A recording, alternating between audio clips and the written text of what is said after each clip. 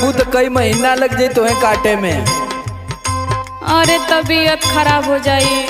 तबीयत खराब के जो हो तू अब आनी बुन्नी आ जाई न तो कुल तो हमार रकम डूब जाई यही में। सुना काटा काटा काटा सुना का घरे चलिए बलम जी हमरा घाम लागता। अरे चलिए बलम जी हमरा घाम लागता। अरे चलिए बलम जी हमरा घाम लागता। थाकल कटनी से देह अब आराम मांगता। अरे अरे अरे थाकल कटनी से देह अब आराम मांगता।